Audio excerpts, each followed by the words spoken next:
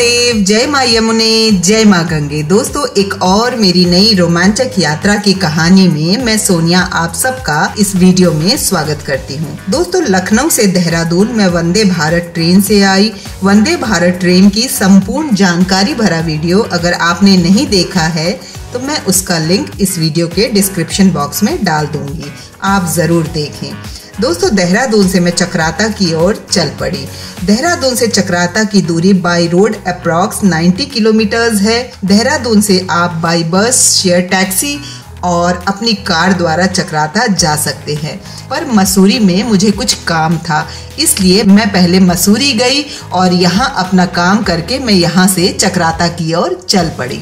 दोस्तों, चक्राता जाने का सबसे अच्छा समय अप्रैल से जून और सितंबर से नवंबर के बीच है। बरसात के मौसम में चक्राता में सौंदर्य तो भरपूर होता है, पर हर तरफ रास्ता रिस्की और फिसलन भरा भी हो जाता है। दोस्तों, मैं मसूरी में अपना काम निपटाकर आगे की ओर बढ़ चली। यहाँ दोस्तों, ये वाटर पाइपलाइन फटने के कारण इसका पानी दूर दूर तक अपने बौछारे फैला रहा था। ये देखकर मुझे बहुत मजा आया।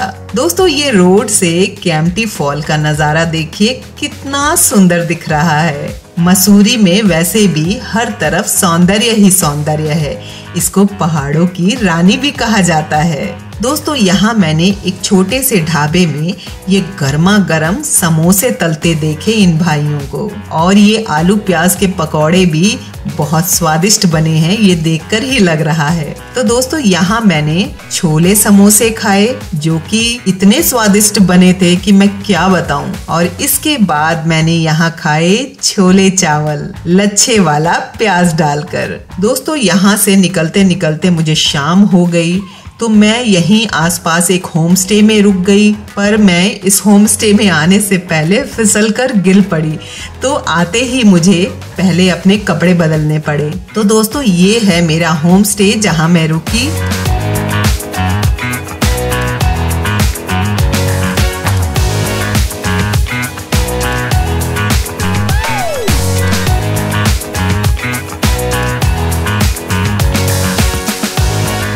ओम नमः शिवाय। दोस्तों, फिर से मैं बढ़ चली चक्राता की ओर। दोस्तों, चक्राता को पहाड़ों के राजा के नाम से भी जाना जाता है। चक्राता के पूरब में दोस्तों माँ यमुना नदी और पश्चिम में टॉन्स नदी स्थित है। दोस्तों, चक्राता एक सैनिक छावनी भी है। चक्राता दोस्तों 7000 फुट की ऊंचाई पर स्थित है, इसलिए यहाँ प्रदूषण बहुत कम है और यहाँ मौसम दिन में कई बार अपने मिजाज बदलता है।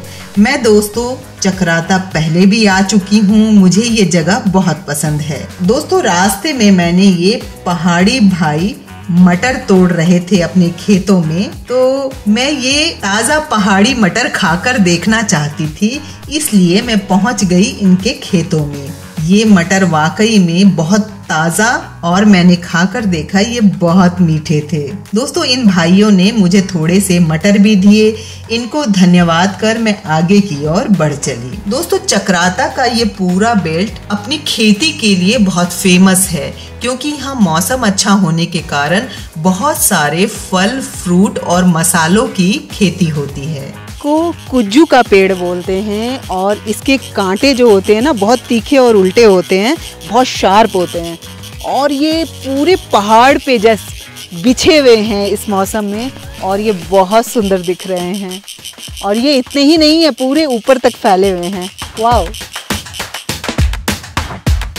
ये कितने सुंदर दिख रहे हैं। और दोस्तों, ये अनार का पेड़ कितना सुंदर दिख रहा है। ये अखरोट के पेड़, आड़ू के पेड़, हर तरफ बहुत अच्छी खेती है यहाँ। दोस्तों, यहाँ मैंने एक घर से बकरियों के चिल्लाने की आवाज सुनी। दोस्तों, मैं इस घर की ओर बढ़ चली तो मैं यहाँ क्या देखती हूँ, ये पहाड़ी भाई एक अंधेरे कमरे में बहुत सारी बकरियों को इसने ठूस रखा है, और वो बकरियां इतनी ज्यादा थी उस कमरे में कि वो शायद हिल भी नहीं सकती थी, और मक्खियां भरी हुई थी इस कमरे में। दोस्तों, क्या ये मानवता है? हम अपने स्वाद के लिए इन पशुओं की बलि चढ़ा देते हैं। इनको भी जीने का उतना ही अधिकार है जितना कि प्रभु ने हमें दिया है, पर पढ़े लिखे लोग ही ये बात नहीं समझते, तो ये अनपढ़ बेचारे पहाड़ी क्या समझेंगे। ये इनकी जरूर आजीविका का साधन है, लेकिन इन पशुओं को भी जीने का उतना ही अधिकार है जितना कि हमें। मुझे ये देखकर बहुत दुख हुआ, पर मैं कुछ कर नहीं सकती थी। मैं सिर्फ समझा सकती थी,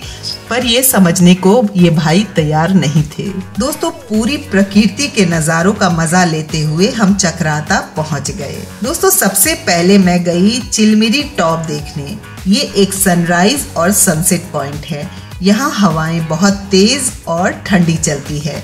चक्राता मेन टाउन से इसकी दूरी अप्रॉक्स 5 किलोमीटर है और यहाँ एंट्री टिकट आपको 100 रुपीज का देना होता है। इस पॉइंट पे आते ही बड़ा सा ये मैदान आता है जहाँ आप अपनी गाड़ी भी पार्क कर सकते हैं।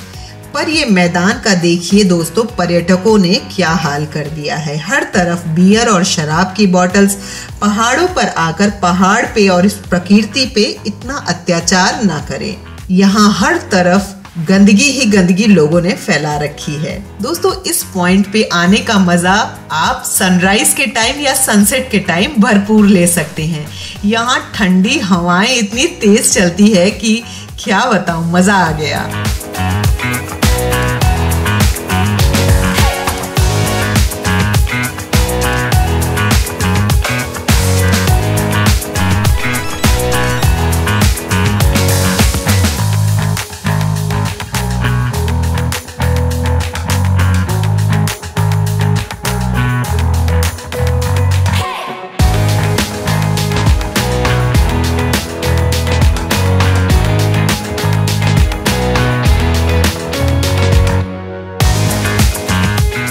यहाँ कुछ देर बिताने के बाद मैं चल पड़ी आगे की ओर। दोस्तों, यहाँ से ये टैक्सी स्टैंड के पास आई लव यू चक्राता का एक पॉइंट बना हुआ है। दोस्तों, ये प्यारा सा डॉगी मेरे पीछे पड़ गया। दोस्तों, इसको मैंने बिस्किट खिलाए, इसको प्यार किया और बढ़ चली आगे की ओर। दोस्तों, आगे मैं चल पड़ी मोइला पॉइंट की ओर। इस पॉइंट से मोइला पॉइंट की दूरी अप्रॉक्स 19 किलोमीटर्स है। दोस्तों, ये जो बड़ा सा गेट आता है ना, आपको मोइला पॉइंट के लिए इस गेट के अंदर मुड़ना पड़ता है।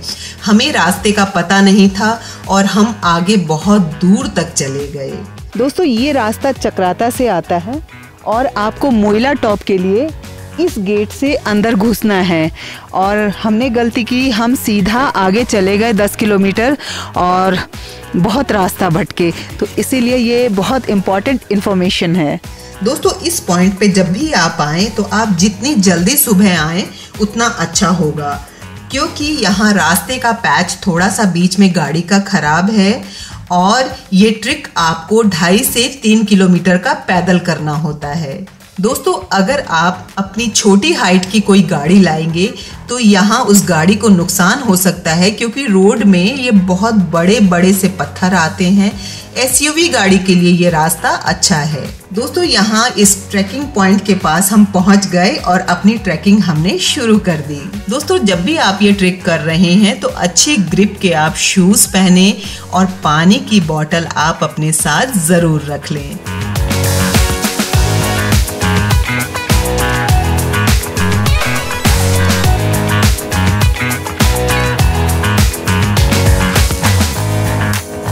दोस्तों, हम करीब 1.5 किलोमीटर ही चले होंगे कि हमारे ड्राइवर भाई वो बहुत जोर से फिसल कर गिर पड़े और हमारा कैमरा भी ऊपर से लेके नीचे तक रोल होता हुआ गिर पड़ा। प्रदीप जी जो हमारी गाड़ी भी चला रहे हैं और ये इन्होंने आज बहुत मेहनत की। इनको देखो, ये गिर गए इतनी ज़ोर से यहाँ टॉप से। हम अभी मोइला टॉप पे हैं और इनको बहुत चोट लगी है। तो रियली मैं बहुत अफसोस है मुझे इस बात का। बहुत चोट लगी, लेकिन फिर भी मेरा कैमरा भी ऊपर से लेके नीचे तक गया पूरा लुढ़कते हुए। ये बहुत रिस्की ट्रैक है और यहाँ बहुत ध्यान से आने की ज़रूरत है। दोस्तों, मोइला पॉइंट के ऊपर का व्यू मिनी स्विट्जरलैंड सा दिखता है। ये बड़ा सा ग्राउंड और ये ऊपर यहाँ मंदिर भी है एक। यहाँ आकर दोस्तों मुझे बहुत अच्छा लगा। दोस्तों, फिर मैं गई यहाँ से माल रोड की ओर। माल रोड यहाँ दोस्तों बहुत छोटा है, बस कुछ एक कपड़ों की दुकानें और मसालों की दुकानें और कुछ एक रेस्टोरेंट्स हैं। यहाँ आप बहुत बड़े से माल रोड की एक्सपेक्टेशन ना करें।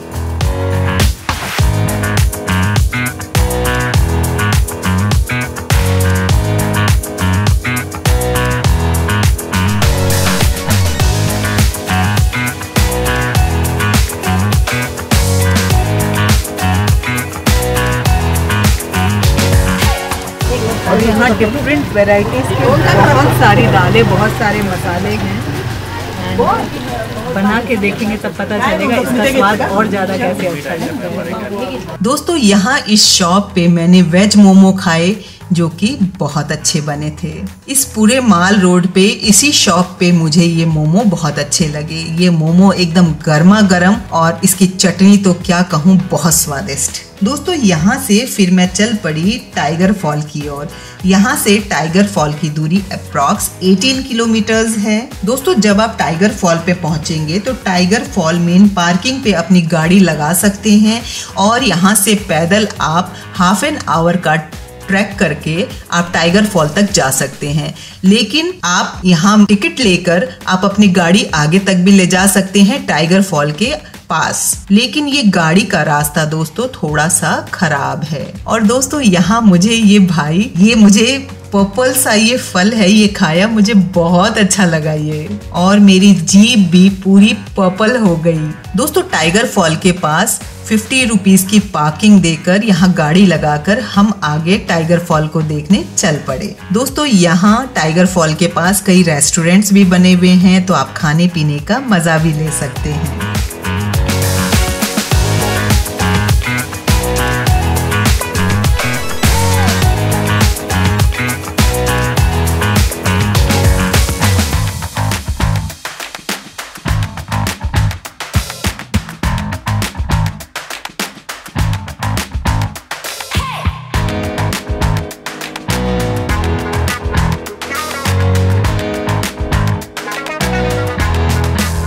दोस्तों आपको पता है इस फॉल को टाइगर फॉल क्यों कहते हैं? दोस्तों जब पानी बहुत फ्लो से ऊपर से नीचे की ओर गिरता है तो लायन की रोरिंग आवाज सुनाई देती है, इसलिए इस फॉल का नाम टाइगर फॉल है। दोस्तों ये 312 फीट की ऊंचाई से गिरता है और ये एशिया का हाईएस्ट स्ट्रेट वाटरफॉल है जो सीधे गिरता है। यहाँ आप नहाने का मजा भी ले सकते हैं।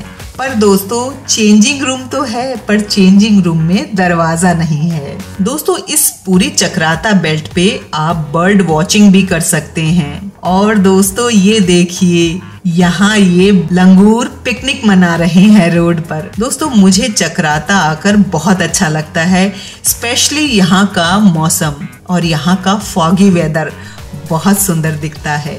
यहाँ रोड पे ऐसे ऐसे स्टैचूज जैसे पत्थर रखे हुए हैं, ऐसा लगता है किसी आर्टिस्ट ने इसको बनाकर किसी म्यूजियम में रखे हुए हैं। ये बहुत सुंदर दिखता है। दोस्तों यहाँ हर तरफ प्रकृति का नजारा भरपूर है। शांत रहने वाले लोगों के लिए ये जगह बहुत ज्यादा सुंदर है। तो दोस्तों I am grateful to you all for watching my videos. Video में कोई त्रुटि रह गई हो तो आप मुझे प्लीज क्षमा कीजिएगा। थैंक यू, धन्यवाद।